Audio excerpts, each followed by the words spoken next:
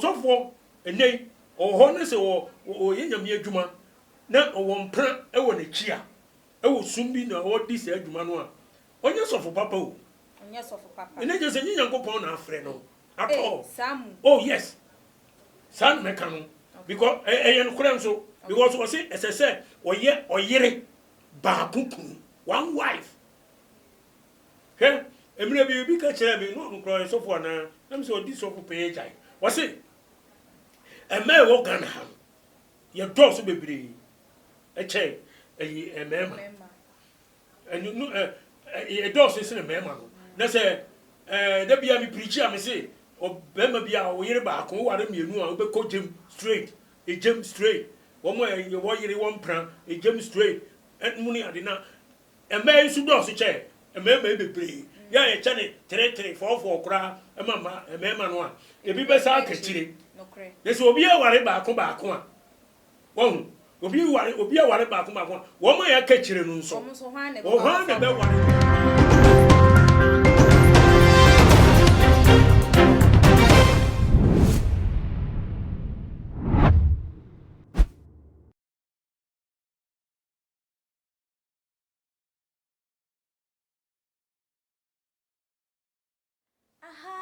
too much age Ghana wahala jumedi na ebre aso se ena so yede ebe sommo muni aba ekwesi kapane ne so menemu edi ehye yeje adwase di anache se ensem no de edi seye ka de pese ye pensim muni epene pomasi bene no ene edi begu apono so na yedi ehu ejuma na ene de yenkoma achese ye ba bekoso eye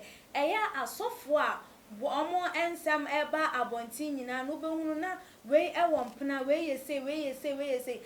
no kwampo bo onuma yenka na asem yeba because of say enam say wo empna na wo bibi ntino ne a classify ne sa na ye na ka ho say wo ye fake pastor anasa ne ye fake prophet na no ene yeba betwetwe nkomo wo ho say ye de nipa dasani obewo ye sinto anasa obeto sin ewo baabi eno no wo sinto na wo mfom so bi a wo ye no yetimi edigina so kase wo mfiri nyame anasa wo free nyame eno ene de mato ensa ede afra eye apostle Ajuman Prempe or the Bible Church of God 7 day ewo enkan ha Tuba Junction ano se won bra no so meme cheche ensemu enfama yesan so akwa yeso fo intebusia jebre ye twan ho ba ye ba ye de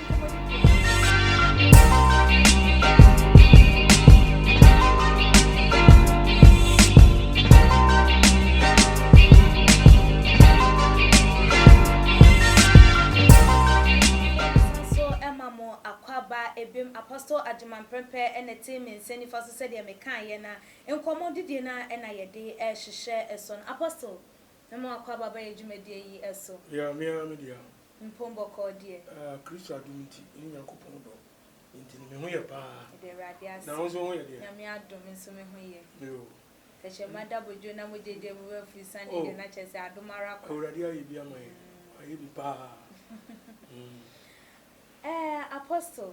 yen hwa de bio ansa na ebeboara ensem no mu ankasa no eya asofofo a wo mo ensem eba bonten no wo behunu bi wo no ma de nte woni ne yonko sofo enka because of say ne kanchime bia wo won chen meche ne mpene bia wo wa e bia ba kokosi na chi enu nti no ne enye ene ne nkasa wo be bi wo hono mo so a wo ne ye jaya wo mo eje nyina agina eye mpene bia owo enchen as nyame nipa na ehu hia se obi a wo ye nyame nipa wawaro wo sa twempena na wo sa fa wo yirachi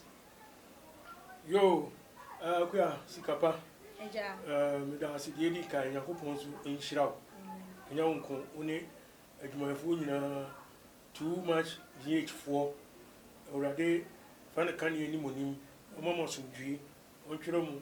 edin no wonkwan mam na enhira sese odi mani power asasi so musumu san kamo de amen o Yesu Kristo di mu me nso me chia me yire sisi ene me manyina na fi omo wa kontu awtifo nyame mam Ghana asofo nyina na me nhira mu ene ahwefo tiefo nyame nka mo hono mu na tumedi ekoso mo nya bre na mutie egu asopam asam no obisa me no me kura me dwene ho a me ntia asie sembebre so ogu okura otumi ka se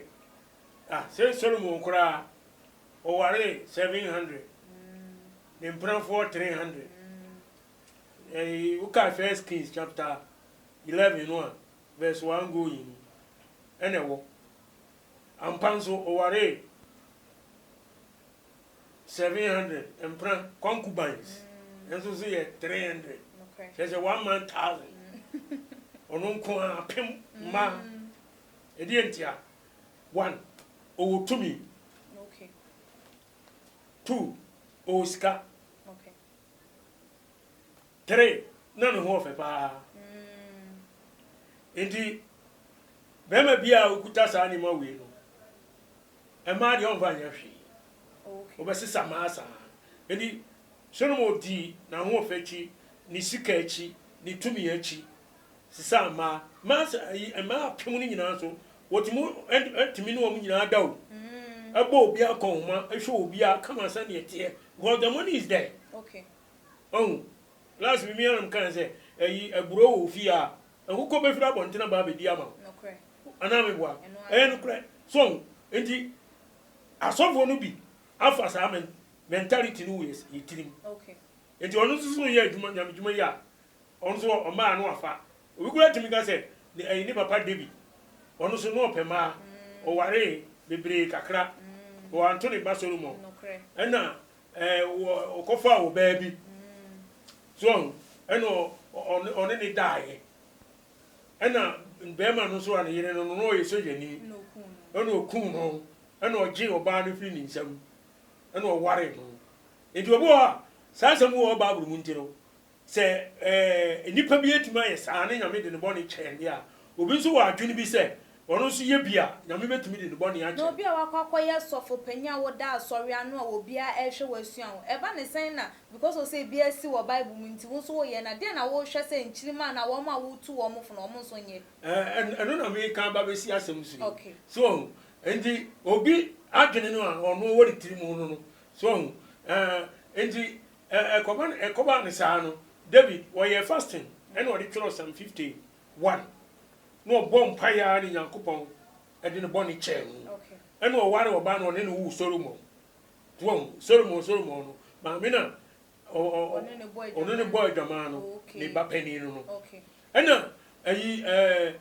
David ye nyina nso no Bible say an so awurade ani okay o second Samuel chapter 11 na bo hu sa so enti ba sa no na chese ama David eniguase kan no but Yankopon je nti ebi no fa sa adwen no so but yamra Kristo time okay se nyame obo media de edi kan Yankopon bo berema no obo ba ko ene ode ne ma berema okay so na anibire boni nti ene ya na mema no na sa kono boni ene ade no ene ma mema no bi etumi yesa na obi a wo wurade din Bible say the wo wurade din no mani make sure say wo twene wo fi boni nyina ho so enti Christ by wo aware won sam first no obi atumi aware de opebia ene wo nua ba akora otumi ware no okay can you say your friend say Abraham ni yiri Sarah oye ni ba okay ni papa ba no okay and so obeye ni yiri but this time ntisa enti Leviticus chapter 18 okay Leviticus chapter 18 ko na wie na ho ni nyame bra aware ahodo a nipa ware a enye nyina okay so enti ene no Kristo mu no sesi a etuoi me kan ayi 1 Timothy 3 verse 1 no awurade asem nie o se no kwasem nie so obi pe hwefo dwuma wa pe dwuma pa enso de ese ohwefo osofo no ye hwe osofo no se wonya no ho asem bi enka woye ba akukunu na ni su da ho na dwene mutie oye ne ho wese opa ho ye ohunu nkyerɛkyerɛ onye nsadwea onye pupopupo na emom odwo Okay. onye etutupɛ na onye sikani bere so on qualities Anyame e dia gu ho ama obi a wo yiw se di ni sofo okay. e kyerɛkyerɛ nipa e kwampa no mfa so e one e se hunu kyerɛkyerɛ na me insɛm na e kɔ papa no de ma nipa so enu wo se wo yɛ oyere baako ekunu wamfa mpranka so enti wunu kwan sɛ wo yera wo sa so twempra Okay. so atiasie enti sɛ osofo enei oho ne sɛ o yenyame adwuma na o mpra e wo n'akyi a e wo sumbi na o di sɛ adwuma no a onye sofo papa o Onye sofo papa. ene je sɛ nyankopɔn na afrɛ no at all Samu. oh yes san meka no because no kura nso because o say esese oyere baako kun one wife he emre bi ka kyerɛ me no nkro sofo na am say odi sofo pay jai o say eme wo Ghana ha ye do so bebre e che emema enu no e do so se emema no na say da bia me preach am say obema bia wo yere baako wo ware mienu a obekọ gem straight e gem straight wo mo ye wo yere wo mpra e gem straight enmu ni ade na eme su do so che emema bebre ya ye chane 3344 kura emama emema no a ebi be sa akachire Nokre. yeso obi e ware baako a wo obi e ware baako a wo mo ya kachire no nso Omo so hwan ne be ware wo mo nipa ne busa am sa wo Ghana that time was in Takoradi and we put to me question we jabonte preach me preach na do baby and ma bie open question okay. so bia de che na dwenu obisa and na branch bi busa asase mi something kwa akoso be 3-4 times wa since I'm started madien say ma no edo ye do so che no wo mo wan ye be yenden dia aka no so o ma yenden onu obusa me na me say oh say nya me say ware baako yakubo de onu aka no say the Bible say so for the baako enti de be ka che no wo de o nya dai o mfa ho Oh, okay. ya say nya me say ware baako o ma aba bebiri ba eno de wo de o fa de dɔɔso wɔ wiase ɛma na dɔɔso no bɛyɛ nyankopɔn deɛ na waka no ɔsɛ ɔno na wɔsɛ yɛde yɛ adwuma ɛnyɛ nipa mentality. Okay. Apostle, didn't tell me busa won say we nyina say ye share ye nano ye kwakua nan host of the sea show obebetna ase no na wo de ye prophet ya anase sofo na akwa Isaac aba besi honum kyerɛ sɛ ane sofo no wo ye empna na okotwe empna wɔ ne yire chi ne yire kokoto so etwitwa mfonyi ne ho nkɔ bon pese bebo compensate ne yire no with the house enti eno no wo mfiri nyame enti me pese me mbusa sɛ wo bi de nipa wo wusintoye wo mreye ade bi wo hono ma onye obi anya perfect enti because of say nipa no ni sintoye na ne mreye ye say ye wo permanent no omfiri nyame ana ohun se nyankopon ohun kuya me da sepa na asam na obisa no obi a oni sinto okay nipa bia bone wo nipa ho okay so but 1 John 5 verse 16 to 18 no so what say boni bi wo ho a ekowu e boni bi wo nkowu no ma ye boni a enkowu mu wo mu mobisa na wo ma ye boni ekowu mu de me wo mu mobisa kora so na de entini nyina eye boni okay na de onyankopon awo no o hwe no so obonefo no anka no o si yenim se ai de obi anyame awo no o hwe no so obonefo no anka no oh nyame a kire enima bi ye ese osofo wo ye eni nipa bia edi wo nim pefe se yankopon se wo yere baako na wako ware mienu wo firi wo yachi no akofa foforo kire se wo wafu a na wo garden wo sum bode no wo sum kwadu yenya ne sa kwaku anan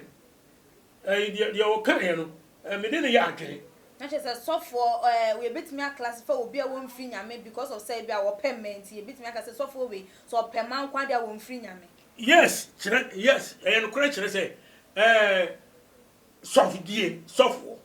a title, your prophet, evangelist, apostle,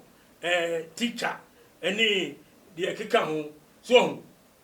when we know a title, some title, and you pan a demand, and you coupon a demand. Okay. So, and you will be on one. Unyamin man was it what the atom so? Okay. What do you say? What the atom so? Now, or Bowra did no yet money be. And about Jesus can say, you want to for me a day. Ever that any probably. So, Eddie said, on one this or you also a prophet, another or your evangelist or tear, sorry, or a dumb one, I say, or young one, the end century, Nessa, or Yere, no, a cocofa and pana. Na obanu buofu into a pattern here. So when you say dia waye and yet me boa enti no pattern a dan and a car and yes na kan and no enti no pattern say wo ya dia e good wa ya dia nya me pe wo nya bone a e de na ko wo pata wunua ana ko pata yire na so wow mentality no adwene no wo tiri mu no enye ebufo what do you do for chess idea why no and yet enti oyire wanyi we no nkwa onka na kuma nto ne yam tama onko yes ade no na or the dine car ama na yire say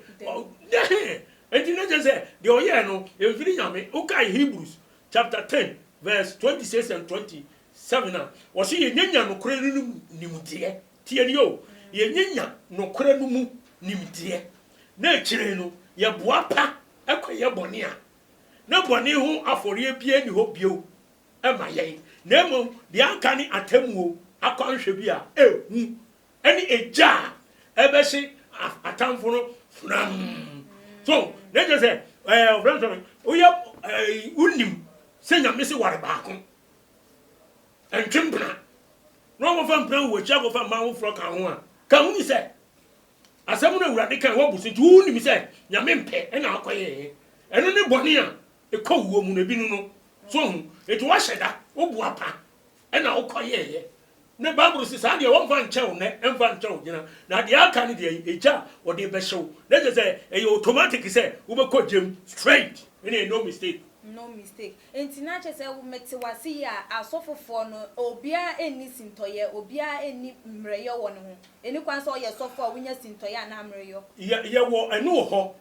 min kase ni eni de na che say enya sinto we bio ni sinto na ni sinto ne ye say ono de opema ono ne de ne say ma pe na ope ohun say ni na okobo nsam jem en hwo ayi Matthew 5:27 to 28 urade say what is so kan say en sabare na me yesu de me simo say de wo show ba na no kondo no wo afa no na koma mu dada tie ni wo show ba ma kondo no e de enti na ma kondo ba no eso se de yame si bo ma e no so se o si bo ma ma wo di ase e oba hu ni body no ba bi e se pie ma ba ma ni hu na bonten so tia wo di ya me chere e se ba ma hu e tia ma wo a yes wo ahedwa so what you education na say o yo ba dia ba am su ni enti eni no no amuna pie oh e pie na aye support ni tuatua ho na wo penku no de asra ho ena eti say yiraw edi ba ma bi hu na ni bobo so atari obesha ogu okoko transo dem a no what traf animu ana sekansi ba bia so no be hu no won kan na mo ho kran so na waja ho na so bo no ohwe tienie said obesi asiesie no ho afa no said oba besi aye no ho no ene ma ba ma hwe na ne kwan do eti ne kwan do sa no ena obefa no but awurade say yen hye yakono so o se nipa wutimi hye wakono so because the awurade kan e koso o so hwe na kwan do na wafa no wakoma mu dada just only no bodwaman etu obi anso bodwaman obesa aware wo kwa bunsam jemu na che se asofofo na ebi wo eyemre yemi wo sintoye ebi enu wo na we classify ni sintoye say because of ni sintoye into onye sofo enu na menti ase because of ni sintoye no wonya sofo no eni say be say be kire wo say say nipa bi a wo hye wo so wo he tie 1 John 5 verse 18 makoto verse 18 5 na meka ho verse 18 say o se yenim se onyankopon o tie di bonye ni ana se obi oye bone no yenim se enye na odi bonye ni o hwe no so na obonefo no anka no 1 John chapter 3 verse 9 and 10 o se obiara onyankopon awo no onye bone tio obia onyame wawo no like osofo like Kristo ni mapa nyame awo o se di onyame nyankopon awo no onye bone de onyankopon awo no hwe no so na awurade aba etiri mu na ontumi nya bone every se nyankopon na awo no we mu ne di hunu obonsam ema ene obonsam ma edeti enti wo se di oye bone ni firi bonsam verse 18 na kasa wo na di oye bone ni firi bonsam efiri se bonsam no firi fitiase ye bone okay we enti nyankopon ba no ba se obese ne obonsam nyuma enti onyame abati wo mu a susunkugun wo mu esu wo mu a wo hwe ho so utumi so obey o se nka afre no na ne kasa but onyame wo mu kasa cho se jai ese wo hwe ho so wo ti ase na so obi a wo sintoye ba wo so wo hwe ho so okay obi yesinto ho na yesinto a ayi wo yire dia oba na wo hu na akofa no hu ya akono na akofa no dia wo yire ho no ebi ni oba no oni the same thing okay oni aso oni ani oni bibia oni pedua ni pedua no you the same thing international say wo say o party say asofu nyina wo say wo mo ye perfect yes o say na say ni pass so don't mean ye perfect yeah nya perfect ni say wo yire no akofa mpana say me nya perfect obi antimi nya perfect nti na wo say akofa mpana ani ye nkure hwe fe ayi Ecclesiastes o say ngafo tensu chemudumienu o say ayi onipa tini bia no a wansa asi so ye papa no nsa so nye bone adeti no kasa so your unintentionally sins it was say 1 John 5 no 16 down we go to chair no but see your bone bia e kowum bone bi wo ha enkowum na de enkowum no bra besre ebufuo ka ho atamdidi ka ho wo di ase entokwa ka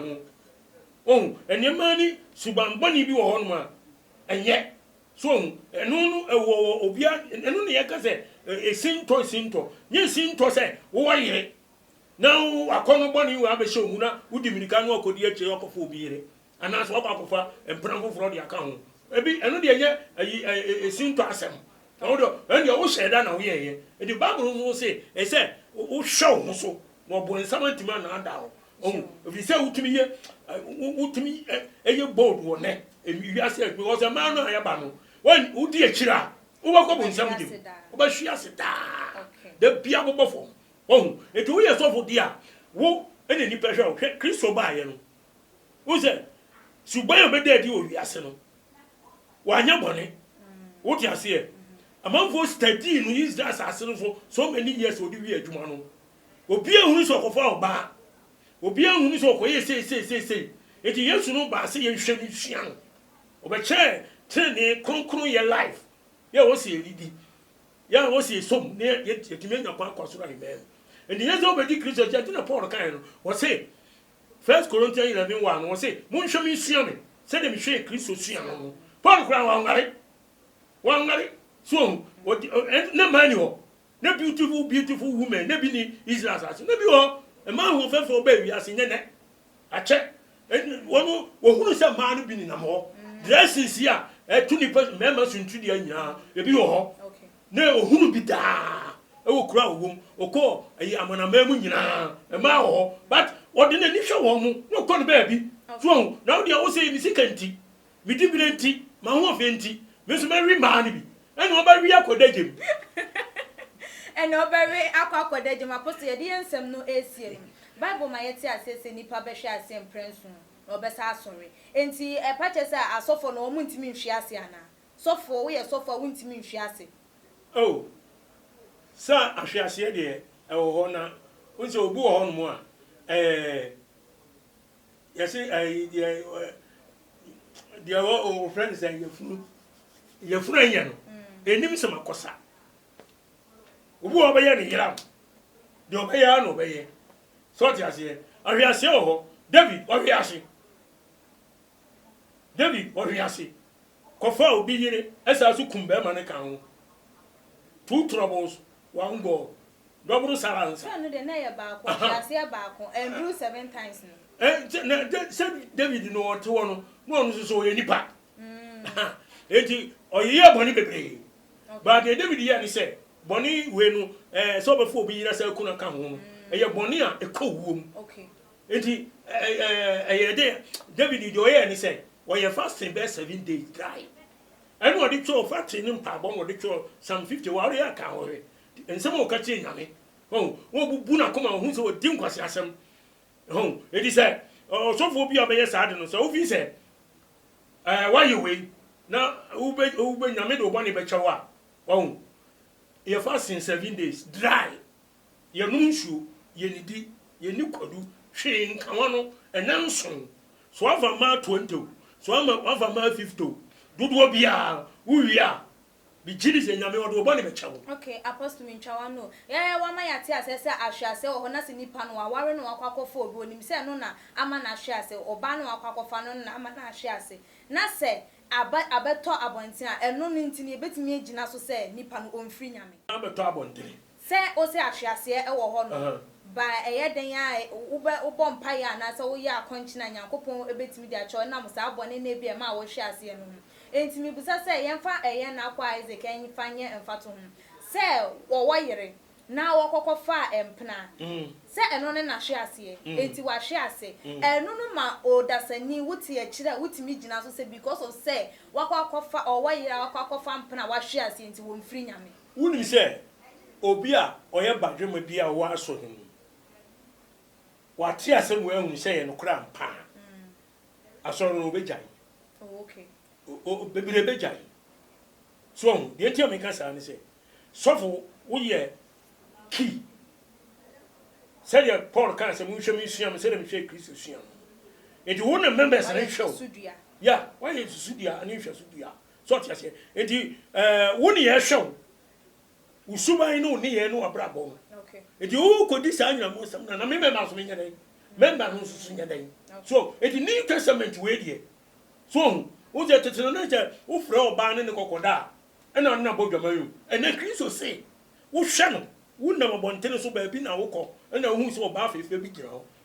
e na wo hu no e na wo hwe no wo so ofa no wo akoma mu wo ne nada e serious pa e na so e ko so sa pepepe wo e de yen so be hu bi wasase so tina urade say 1 Thessalonians chapter 5 verse 17 was mu nyan pa boda the time bia then the day out e was say nipa wo koso bom pai and John 6:34 urade kan was say de biara bone doso esene da no de bia 24 hours ne be kwa wie no bone nipa ye no esene 24 hours esene 24 bebre so it Hebrews 10:26 na me ko teacher no say yenya no kura no mu de na che ye bo pa kwa ye bone a na bone hu akatua ni for bobie ni opio de aka ne atamu akonhwe bia ehu eni eja be hia atamfo no fram eni so be kojim eni say wo kwa ye sa bone wo ni tua wo boapa ye wo boapa ye bone wo ho ye wo boapa ye bone wo ho wo ni tua se nyame akasa kire wo ye sofo mimi tie mi nka say sabi mi 100% and no one is 100% perfect. But we are trying to be perfect. Okay. You be a bomb this obey konko any papa abewurade. Na no nche se boapa na kofo obi yire. Boapa na kofo oba bia wo yiri wo fie. Wo bra de wo yire ho no bi wo ba no. Na nya ni biri bone no. Okay. No wa ko tenya nkopon ani maka se awurade fa cha me. Okay. Dabi awurade wo nya ne santi na Jeremia ka Jeremia 7:9-10. Wo se wo boapa mo bobo kro no mo diewu. Mo sa wade akika ntanhunu adi nkwase asem aye bone wọ́n sá bẹ̀gyina efie yẹ ewurade esi mu na wọ́n bọ̀ mpa yẹ aka kyẹn Nyankopɔn sɛ ewurade fa mbɔ ne kyɛn ama mu akɔ so ayɛ kyiwadeɛ wɔ nyinaa na nyame na kan Jeremia ta enti sɛ wo yɛ ɔsɔfo adeɛ me sɛ yɛ asɔfo yɛ adwuma no ɛɛden tinam ka sɛ adwuma bie no wɔkyɛ nyam adwuma temptations bebree ɛwɔ mu adwuma ɛden ɛhu ɛne sɔfo dwuma enti sɛ wofa to ho sɛ bɛyɛ Nyankopɔn adwuma ɛyɛ asɛnnua Kristo asɛnnua no bi na wafa soa so mu enti sɛ Kristo asɛnnua ɛso de a make sure sɛ asɛnnua no so no wo soa ne yie na adwuma yɛ sini ɛne akatua yo apostle yɛmfa o number into adwane yɛmfa enkomididi no ensi